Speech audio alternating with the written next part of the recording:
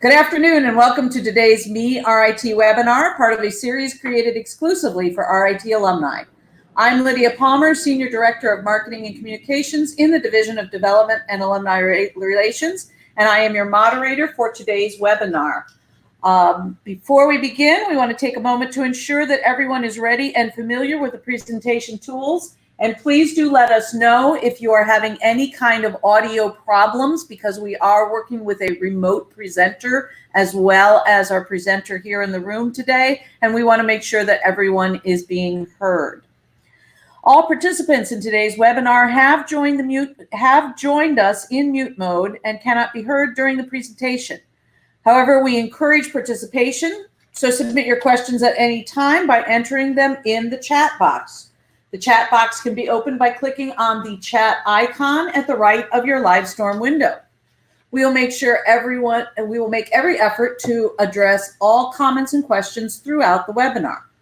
You are joining using broadcast audio. If for any reason you wish to dial in by phone, dial-in information is being provided in the chat box. Live captioning is also being provided during this webinar, and you can find the link to access that in the chat box as well. Note that today's webinar will be recorded and made available, complete with captions, in approximately 1 week following today's event. All participants will receive an email with the link to the recording. If you have any technical questions, please feel free to type those into the chat box as well, and we'll do our best to get you the appropriate answers. And with that, we're going to get started. Okay, I'm sorry. We're being asked for a technical question, which is just to do a quick sound check. So we're going to ask Greg to do recite your favorite poem or something so we can make sure we have you. I don't think I'm going to recite any favorite poems, but hopefully you can hear me. Yep, I can hear you. All right, terrific. Hey, technology, we're zooming forward here. All right, today's webinar is Value Stream Mapping, a Case Study. Our returning guest speaker is Margi Ochs, Director of Marketing and Business Development in the John D. Romey Center for Quality and Applied Statistics here at RIT. Margi is a Lean Six Sigma Master Black Belt and holds a BA degree from Georgetown University and an MBA from the University of Rochester. She teaches Lean Six Sigma courses and assists students to apply and implement their studies through consultation, assessments, and workshops to deepen their own knowledge and experience. Margi trained as a Lean Six Sigma Master Black Belt at Xerox, where she led over 60 projects in the areas of marketing, product development, strategic planning, customer service, and manufacturing, totaling over $350 million in revenue generation and cost savings. She has carried her Lean Six Sigma experience into a variety of positions, including Worldwide Vice President, Office Products Launch, Consumables, Marketing and Strategy, and Competitive Consumables Market Development. She served as a Lean Six Sigma loaned executive, consulting with over 80 Xerox customers on Lean Six Sigma implementation in their organizations.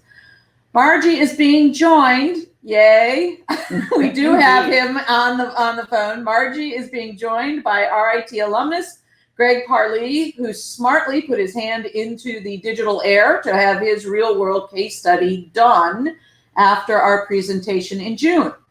Greg is a 2012 alum from the School of Individualized Study and spent a large part of his career with the Xerox Corporation, most recently as a program manager with professional services. He recently changed companies and is now a continuous improvement specialist for a business-to-business company with multiple divisions. He is also a Lean Six Sigma Black Belt with 15 years total experience and has led multiple Lean Six Sigma projects to improve his company's performance. Margi and Greg, we're glad to have both of you connected, and we're happy to have you here with us today. Our audience is yours. Thank you so much, Lydia. I think I can speak for Greg to tell you how pleased we are to be here. It was just a great experience to work with Greg and to actually apply what we had covered at our last session on Lean Six Sigma related to value stream mapping, applying those lessons to a real live value stream mapping example. So Greg was kind enough to lend us his company so that he could walk us through the experience of applying the discussion that we had at our last conference call. Now, I see on Greg's slide, this is Greg's, I'm just trying to advance here. Just up, here we go. If we go to Greg's slide, I see he is a philosopher of life. So Greg, anything you want to add about your philosophies of life before we begin? Oh, I philosophy of life, I just mean I like to question everything that we go through all the time, including Lean Six Sigma projects, but kind of bigger life questions as well. I'm just very interested in that area. Well then, Greg has certainly come to the right place, because we do ask ourselves in the area of Lean Six Sigma all about why, how, and how we can keep improving the quality of life and the quality of our processes.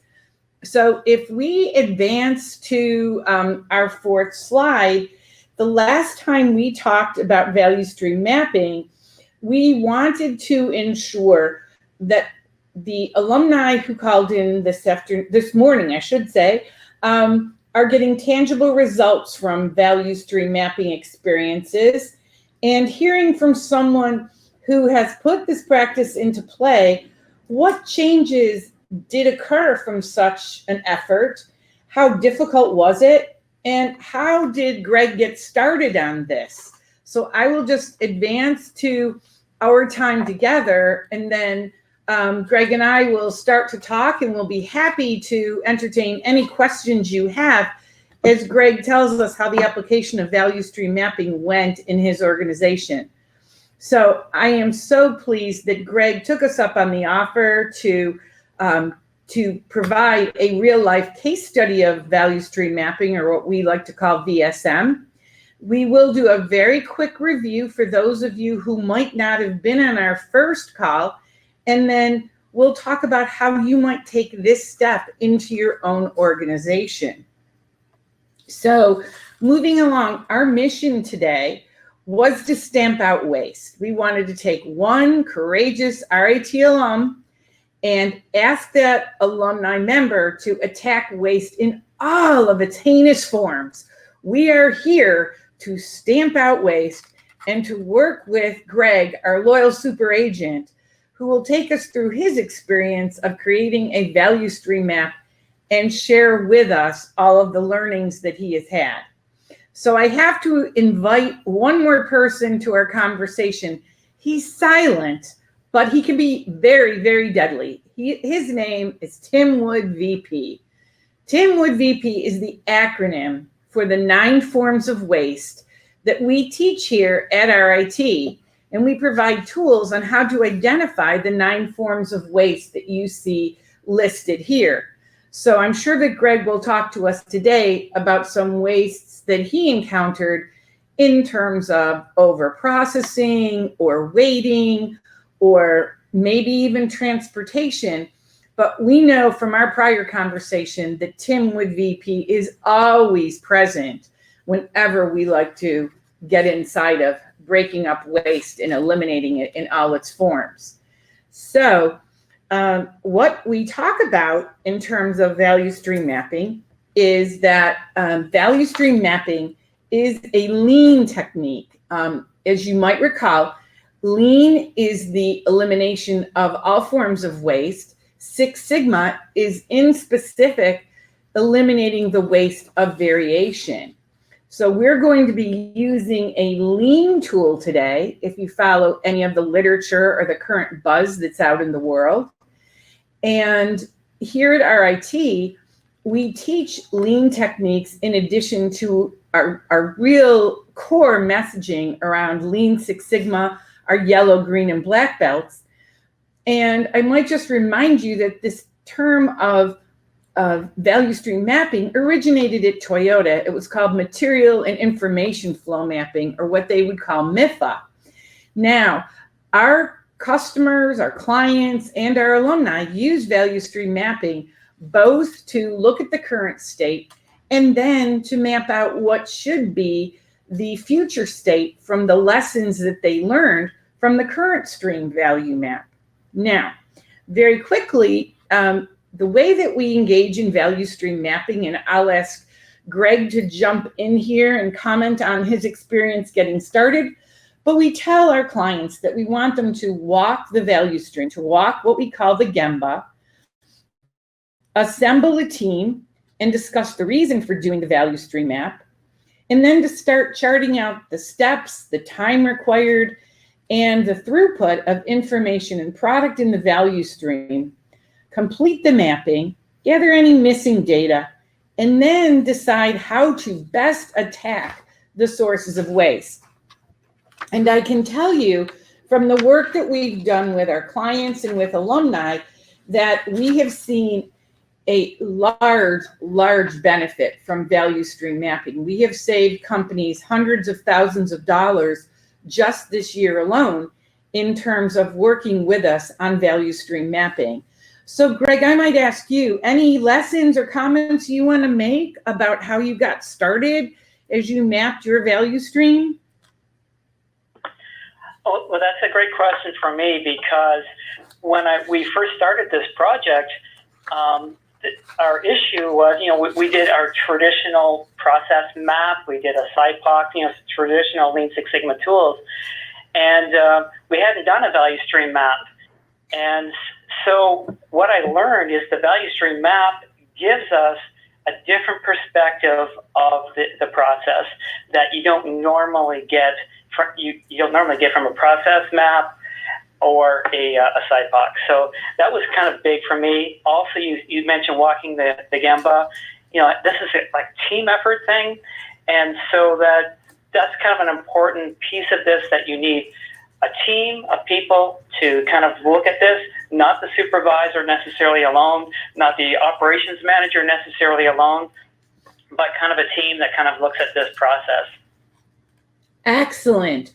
So to build, Greg, on what you're saying, we might advance to looking at the typical learnings from our value stream mapping, and then we'll really turn things over to Greg so that he can talk about the organization and the specifics that he learned from this application. But traditionally, what we see with our clients is that, as Greg talked about needing to have a team doing value stream mapping, individuals have different views of what are the starts and the stops in the process. It's not uncommon for us to hear our clients say, I didn't know you were waiting for me at that step, or we were going on not knowing that we needed to wait for this other part of the process to catch up. We see examples where clients will tell us that they are off doing individual processing of steps that are coming over one at a time, where other people think that they're batching all of that work and getting the benefit of productivity. Oftentimes we have clients who talk to us about bottlenecks that they never even knew existed, that they didn't realize the flow is being held up by a bottleneck elsewhere in the process. They'll talk to us about multiple handoffs, as you recall, about having to give a specific output, whether it's a product or it's an information flow, to multiple people, having people branch off into different parts of the process, and then coming back together, each of those sub-processes having done something else, and that causes some complexity or some waste in the process. And finally, what's astounding to people is the amount of waste there can be in motion or in transportation, having to take something clear across a factory floor, needing to move it from one desk to another when the next desk might be in another room. So there's all kinds of motion and transportation wastes that we typically see from value stream mapping. And we talked about those in detail at our last session together. So now I will turn things over to Greg, and he can walk us through why they did value stream mapping, why they took us up on this opportunity, and he will even share with us a snapshot of the value stream mapping that was done. So take it away, Greg. Thank you, Margie. So first, I'd like to talk a little bit about the type of organization we are. So we're a private company. It will remain nameless. That's the owners don't want the name shared, but I'll tell you about the company. We're a business-to-business operation that we provide products and services to other businesses. And this company has many divisions, and so this particular project that I was involved in was focused on the apparel division. So in apparel, if you're looking at a slide, you can see the image of a person there. That's an example of the type of work we do. That jacket that person's wearing has a company logo on one side and the person's name on the other side. And so we actually, in the apparel uniform program, we actually make those for businesses. So if a business has some sort of a uniform, they'll buy from us, and we'll kind of source the materials, whether that's hats, shirts, pants, footwear, and we'll do some embroidery and provide them with their uniform. So when they hire a new person, for example, they'll need a uniform, and they'll put an order in, and we'll build one for them. So can you move to the next slide for me, Margie? Sure thing. So here's a snapshot of your value stream map. Do you want this one or the one before? Or did I go too far? How about why you did? The value stream. Gotcha. So why we did it? So value stream maps have a lot of value when it comes to being customer focused. So when you look at a value stream map, which I'll show you in the next slide, you can easily see where the customer is in this value stream, and that's really valuable. Also, when there's a lot of intensive movement of materials, the value stream map is designed around information flow and materials flow. We had a lot of materials flow in this process, so that's where the value stream map gave some value. We were looking for waste. So in this particular project, we were looking at customer lead time, and the lead time was really long. So when a customer placed an order with us, and then they had to wait for delivery of that order, we had to kind of source the materials and provide some value add to those apparel materials, and then send them back to the customer. It took a long time. So we were looking for opportunities where there may be delays, or there may be transportation or motion waste, as Margie mentioned earlier. So value stream map is very good for showing that. Traditionally, we would do process maps and SIPOCs, but a value stream map shows a lot more than what you would see in a process map. In most process maps, I'll say that. And that is things like timings, how long it takes from one step to the next step, or people and systems that are involved in process maps aren't necessarily as obvious when you look at that. They are when you look at a value stream map.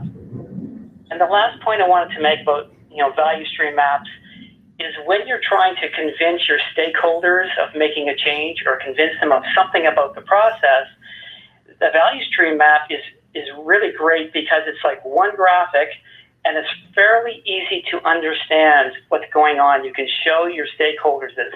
They don't have to have an in-depth knowledge of the process or even of Lean Six Sigma methodology. They can look at this map and you can walk them through it. So that's a very powerful reason to do value stream mapping, to convince your stakeholders. You can go to the next slide and we'll show you a snapshot of our value stream map. Okay, Greg, here's a drum roll. We're looking at the snapshot. All right. So in this image, and I know it might be a little bit of an eye chart for you, but I want to point out a few things in this value stream map that we made, and thanks to Margie's help and the folks at RIT that we were able to do this together. So I wanted to point out in the upper right-hand corner, it's very obvious there is the customer, and that box is labeled Uniform Customer. So the customer is there, and I can show the stakeholder, this is where the customer's process starts, from their viewpoint. In the value stream map across the top, you can see some lightning bolts. That's the flow of information. And so you can see where information flows. And then this process, the customer would either make a phone call to us, and we would enter an order manually, or they would go to our website and enter the order, and that would feed into our system. So you can see also on this value stream map the thicker arrows, and that's the flow of materials. And you can see on the upper left side where it flows from the apparel vendors. So we're sourcing our materials, and it gets transported to us. And then we receive those materials. And as you go across the bottom, you can see all those images of people across the bottom of that chain. This was a very powerful, tool for us because we noticed immediately, look at how much of this work is done manually by people. When you're doing a lot of work by people, there's room for lots of errors and unique ways of doing things and potential delays. There's motion, there's all kinds of potential waste that are there. And this really stood out when we showed this process in the value stream map. Showing the same process on a process map, it doesn't have the same impact. So I want to point out that might be a tip for you if you're building a value stream map, is if it's a process that is manual by a person, add that to your icon and just show how much of this is a manual process. So can you go to the next slide? Sure. On the next slide, I'm going to talk about the key learnings from doing this process and working with Margi and RIT. And this is sort of what you might be a typical expectation of when you use a value stream map inside one of these projects, that you can glean a lot from this. So the first thing is really what I talked about earlier, and that is look at how many steps are manual, done by people. And that really stood out, and our stakeholders see that immediately as well. Oh, wow, this is a lot of manual work. And so you ask yourself, what steps can we automate? So that was a big question for us. Second key learning was, our process took us when an item was in stock. We already had that jacket or hat that we were going to embroider.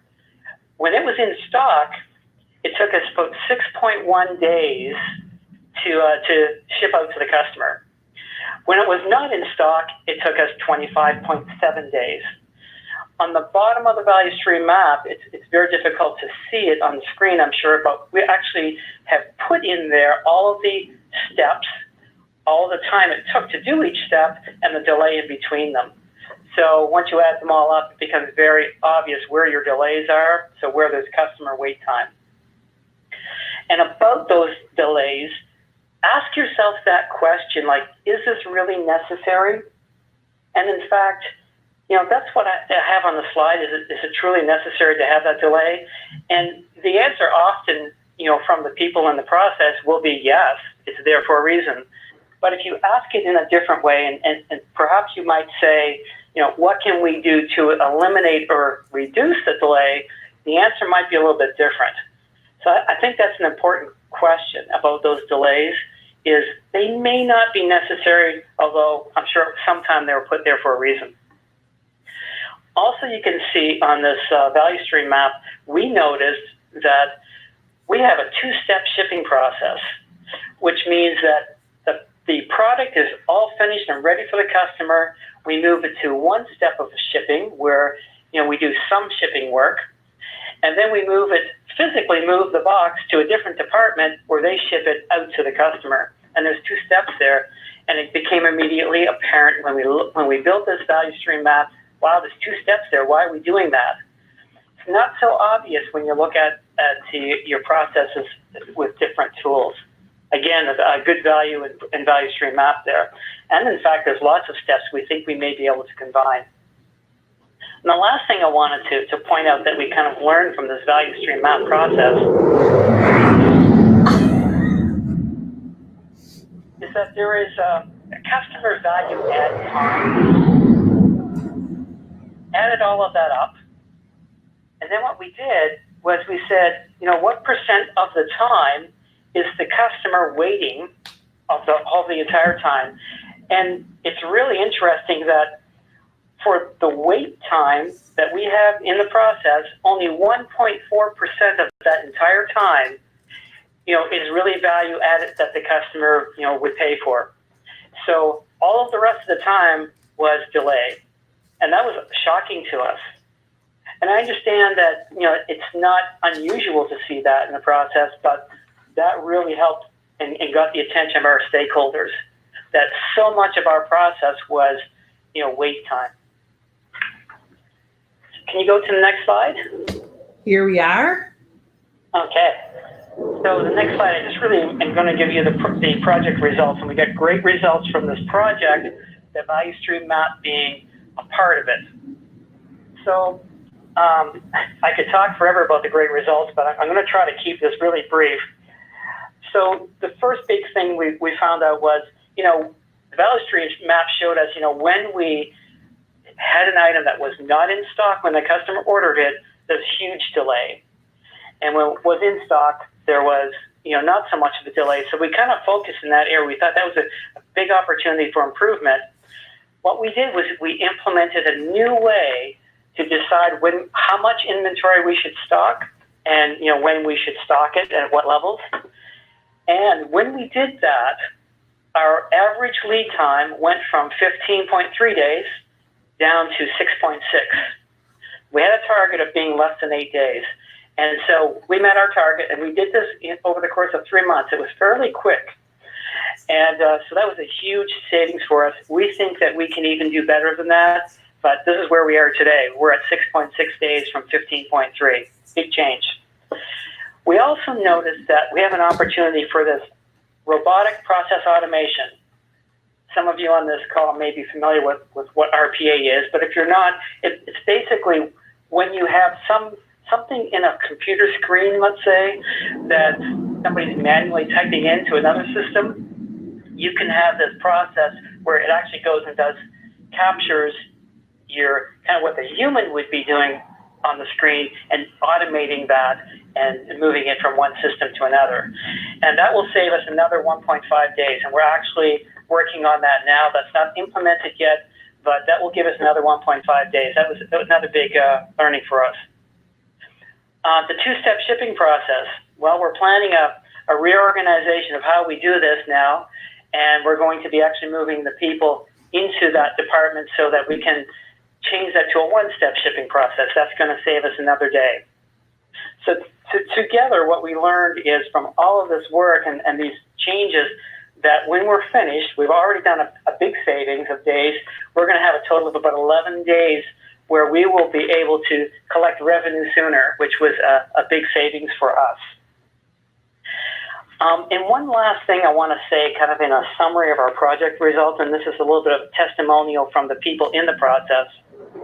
So recently, the operations manager went to the team of people that were actually doing the work and asked them, how are things going? And they replied with, we're not very busy. And that was a shock to us because that was the period that we had done the most lines in the last 2 years. In that period, they had done the most work, but their perception was that they were not that busy. And that was a shock from a few months before where they were swamped. So that was a big learning for us. We also took this learning and applied it to a different department, and we did some of the same things in another department. This company is made up of multiple divisions. We went to a different one, applied some of the learnings. They went from a problem with their fill rate, so fulfilling what they wanted from their shelves, to the last 3 weeks, they're 100% fill rate. And we were able to lower the value of our inventory at the same time. They would have monthly meetings where they would kind of, rake us over the coals for not delivering very well. They canceled the monthly meetings. That's another savings for us. So, great changes because of, the project, but the value stream map was a very key part of this project. We've got great results, more to come. So I want to thank you, Margie and RIT, for your help in this. It was a great experience, and we learned a lot. Greg, it's been a great partnership to work with you. You did all the heavy lifting, and we are just thrilled to see the benefits that you have gotten from the value stream map. Dare I say that we have planes flying overhead who want to get inside of this, in case you hear the noise. They want to come close to see the benefits that you've obtained. But no, seriously, this is quite impressive. but it is not out of the realm of other organizations that we work with and the benefits that they get. So this is not just us telling you from more of an academic fashion what can happen, but this is real life examples. And I see we're getting some questions about that. So now is time to have some good back and forth about the benefits and the specifics that you would like to ask us about the process. So I see that Alexander has asked a question, and following the RPA description, the process would require a human to perform an action which trains a machine to perform the same data entry, or is it only automating entering the same information into multiple systems? Greg, could you comment on that? Sure. In this instance, it's the former, what you've asked. So what is happening is that we have a system where a customer will enter their order, then the system will email the order to our customer service department. They will take the email and manually type into our ERP system. So what the RPA is designed to do is designed to look to see what they receive in that email, and then what they do with the information in the email, how they get it into the RPA or the ERP system, and that's what the robotic process automation will do for us. It will just kind of mimic that action, and so it takes the human element right out of it. Great. So as Alexander commented, cutting lead time by over 50% is tremendous. And this is not the norm, but it is not out of the realm of improvement that we see when an organization such as Greg's really gets behind value stream mapping, involves the team, and really looks in the dark crevices for all of the places where waste might be. So that's a great case study in what improvements can be seen. Then we see that Joe has a question about the numbers that were mentioned for cycle time. Where did they come from? And how did you break them into value add versus waste? Are they measured or experienced? That's another great question. So where do we get them? Our system tracks most of those numbers. So, the time that a customer enters their order, for example, the time that we receive an order from a supply from a vendor, all of those are timed in our system. So they're put in by a person and what time that was received. However, there are some parts of the process that were done in somewhat of a manual way. So a pick slip is printed. So an order comes in, a pick slip is a piece of paper, and it has the order on it, and it tells the warehouse associate what items to pick from the shelf and where to take it. And what they do is they would manually, just with pen and ink, they would write on these forms the time that they took to do that, what day it is and what time it was and who it was. So these were manual. So what we did to get those numbers is all of them were scanned in, and that's part of our normal process. They're always scanned in. So what we did is we did a random sampling. We said, well, give us a random sample of all the pick slips. So we randomly pulled them in, and we ended up with a certain number of samples, and then we actually manually looked at the times and filled out an Excel spreadsheet, and that's how we did that part of it. But what was great about doing that, that's using statistics. Random sampling, it turned out that when we did it, we think we did it the right way, because all of our total numbers matched the beginning to end numbers as well. So the random sampling totals were the same. So we actually felt very good about that. We were confident that was the right way to do it. And that's how we got some of those numbers. So you actually validated that information and came up with the same numbers. So you felt that you had good repeatability and reproducibility of the numbers that you saw. That's excellent. And I see that Alexander has made another comment that said that the most difficult waste to cut out is the waste that no one realizes even exists in the process.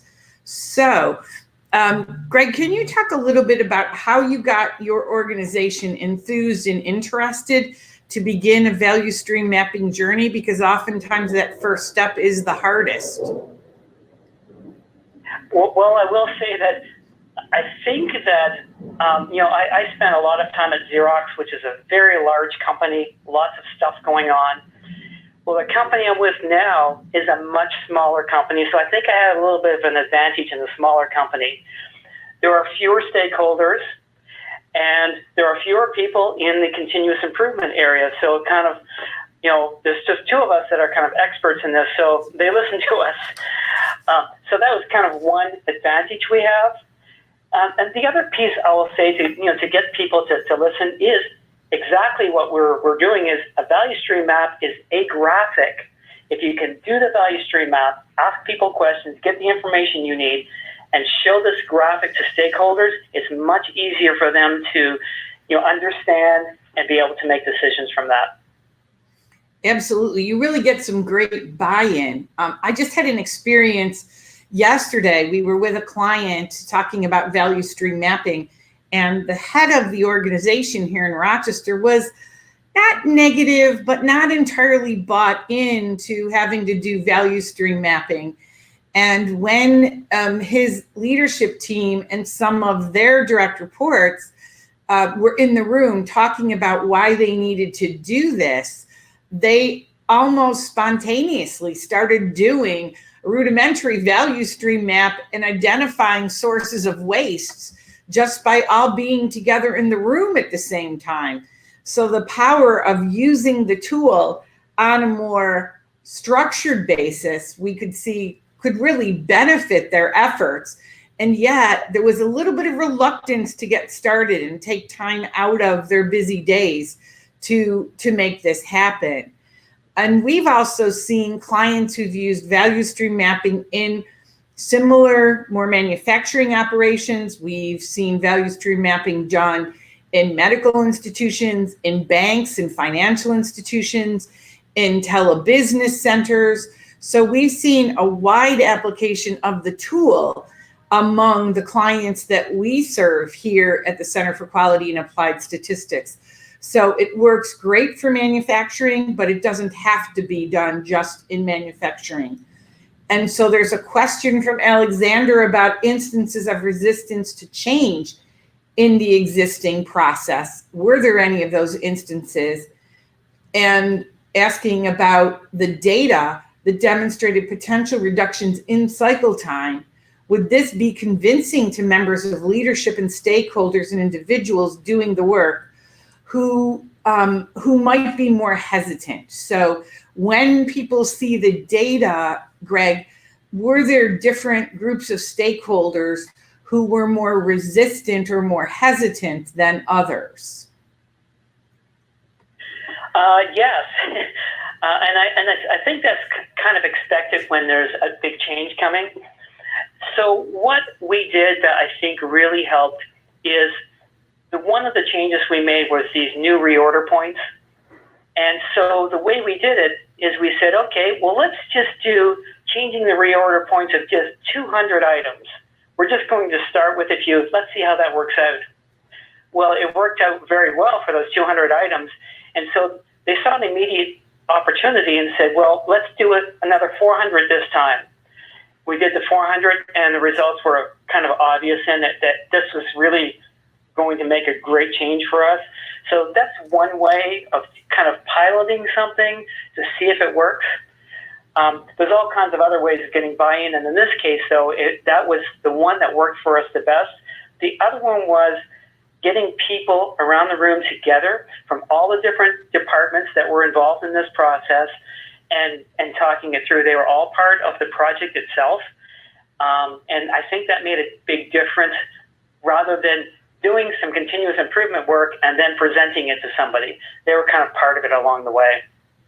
So you worked the process and people saw where there was waste, where there were areas of opportunity along the journey and not just waiting to the end? Yes, well, that was certainly part of it. They saw it evolve as we did the project together. And so the ideas of what to do and solutions during this project did come from the team. They didn't necessarily come from, the person leading the project. And so it's much easier to get buy-in when it comes from the team itself. Absolutely. We know that if the team and the individuals comprising the team become supporters, it's much easier to affect change when everyone is buying in than to have to convince people that they need to change and they feel that they are put on the spot. So can you tell us a little bit more about the people who then came to you and said, we're going from swamped to being not very busy? How are they handling their day-to-day now that they've perhaps found some sources of waste and been able to save some time? How are they changing as a result of this? So I'll say that their supervisor, for example, was a reluctant base, and in fact, she was saying that, we've done this type of project here before multiple times. It really never works. It's never really sustained. So there was a lot of that at the beginning. But including them in the process and going ahead and using kind of tools along the way, because when you're using tools together, you can see the results in the tool. It's not something that's sort of magical that somebody's made up. It's something that you do the tool together. So how those folks in the process have changed is exactly, what they had told us was, we're not very busy anymore, and yet they're doing much more work than they did before. They just didn't realize it. Some of that work that they lost was related to the fact that when we didn't have all the items in stock on an order, we really were doing that order more than once. So let's say we fulfilled 3 items, but there's 3 more that we had to wait for. So we would bring those orders in, and then we're really doing the same custom order again later for the other 3 items. And that involves, repeat work, having to set up the equipment all over again, and having to ship, the second time. So all of that went away when we, actually were able to fulfill the orders the first time much more quickly. So they're really feeling the effects of that. That's an excellent point, Greg, that if organizations have to start the work, go through the setup, do what they can, and then put the work on hold and have to go back through the setup in order to continue the process when they get more of the material in, they're doing that job multiple times, and there's so much waste involved in that process, both in terms of time, and time is money. So they're definitely impacting both the expense side of the business and the revenue recognition. And I see that Alexander, as a software developer, has commented that experimenting before implementing sweeping change so people can get accustomed to it is so important. So it's great to hear that that worked for your company, and that for agile projects, when the team can be self-organizing and change is promoted from the team and not directed by management, that is a huge step in getting buy-in right from the beginning. And it sounds like you really had that. And that was a big source of energy for your team to undertake this and really keep this going. So I might just step in here and ask Greg if there are any other thoughts you have. You said you had taken this over to other parts of the company. Are you now a man in demand because you have demonstrated the savings that value stream mapping has done? Are other people jumping on board? Yes. So the company comprises of about 7 different divisions, and they're fairly diverse. So some of the divisions just bring product in. They don't do any value add. They, kind of like a distributor, they distributed them to local companies here. But the method that we use for fulfillment, the new reorder point type of methodology that we kind of learned from this, but the other divisions now want to do the same thing. So one of the other divisions decided, yeah, I want to do the same thing. Let's do that for our reorders. Their inventory went down and their fulfillment went up. So overall as a company, there are the 2 bigger divisions. Overall as a company, our fill rate has made significant improvements over time. And we use a control chart as well to validate that this is not normal variation, but it is actually a change. And so I think that we're going to see there's a few more divisions we haven't touched yet, and we'll probably do the same thing in those divisions to help improve their fill rate. Wow, that is great, Greg, because I'm going to bring you back from out west and have you go on some client calls with us, because oftentimes we do get asked, how do we know that this is real change? And it isn't just the change, what we call the Hawthorne effect, because we're watching people, but that it is real, statistically valid, statistically measurable change. And we do show our clients how to prove that this change is really totally real and is not just the impact of watching people do their jobs. So that is great to use all of those quality tools. Any other comments, Greg, that these questions have sort of spurred in your brain? Anything else that you want to add to the discussion that we're having? Well, no, I don't think there's anything else. I kind of a summary of my experience. The value stream map was very valuable, particularly for the use of working with stakeholders and convincing them. There was great value in that. And as well as the value stream map gave our team here a way of looking at a process that was very different from a regular process map and a SIPOC. That really made a big difference for us. So those two things were big learnings, and then simply, we learned some things that we're not going to forget, and we're applying to other areas of the company to help improve results there too, and it's working. And you said, am I the man in demand? Well, there's two of us in our little department here, and the answer is definitely yes. So we're kind of doing this in all different divisions, so it's very, very powerful. So I wanted to just say that this was fantastic, and your work, to help us as RIT alumni is fantastic. I'm really pleased. And by the way, if anybody wants to talk to me in more detail about what I did, I'm okay if you share my email, my personal email address. I'd be glad to share more with them. That is great. Thank you, Greg. I can just say that it was wonderful to work with you. And I received some questions from our last conversation several weeks ago where people said, well, this is great if you're right in RIT's backyard, but we might be 1,000 miles away from you. So how could we tap into RIT resources? And Greg is one of those alums who are 1,000 miles away or more. And he was able to successfully pull off what I would consider to be a major success. So you do not have to be watching the same Blue Angels that we're watching this afternoon to catch the advantage of value stream mapping. We can help you whether you are around the corner, or we can help you if you're in another area of the country, or I might even say around the world. So I think you prove the point that for us to help you, we don't need to be right next door to you. We can do this remotely, coach, counsel, have discussion, have dialogue about this, and make this work for you. We're also getting questions about being able to capture the Tim Wood VP slide quickly enough.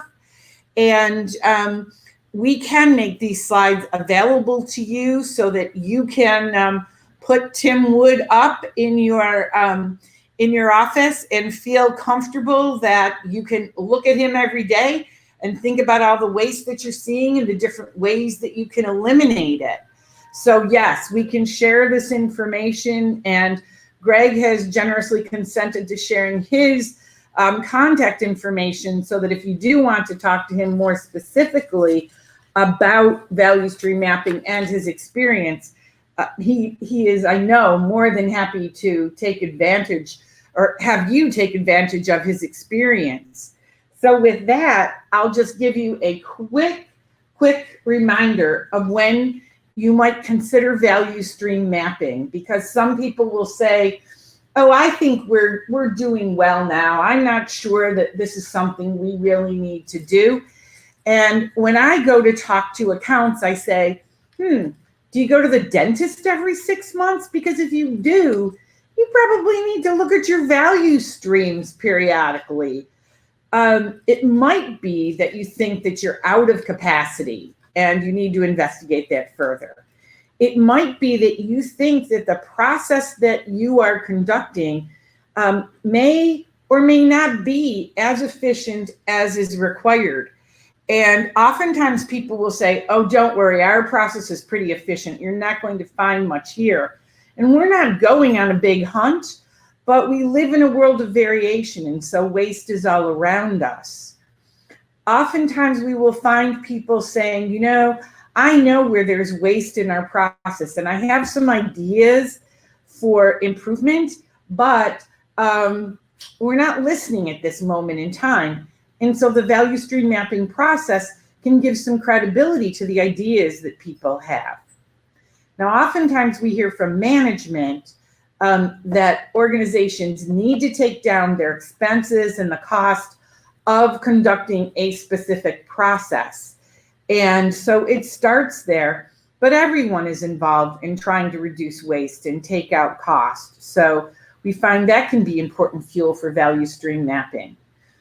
Oftentimes we'll see organizations who are experiencing growth and they're missing delivery times.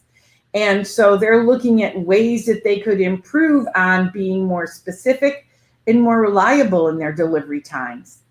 And then we'll find organizations who say that they're not exactly sure what's going on, but they don't feel that work is flowing evenly. And because of that, they just want to do a little bit of value stream mapping and see where they might be going off course a little bit to make the flow of information and of work more direct, more even, and along the way, eliminate those sources of waste that they're not even aware are going on within the process. So we recommend that organizations undertake to some sort of consistent value stream mapping at all times, but we suggest that even if you think that things are looking good, it's still appropriate, like you go to the dentist, to check out a process, value stream map it, and see what you can find. So we would say that you've got these 6 criteria when you should consider value stream mapping, but even if you don't find those to be a problem, it's always good to do a little checkpoint and see how your value streams are working. So with that, I will just ask if there are any last questions, if there's something on your mind, or if there's any last opportunity you want to take to stump Greg and myself with a tough question.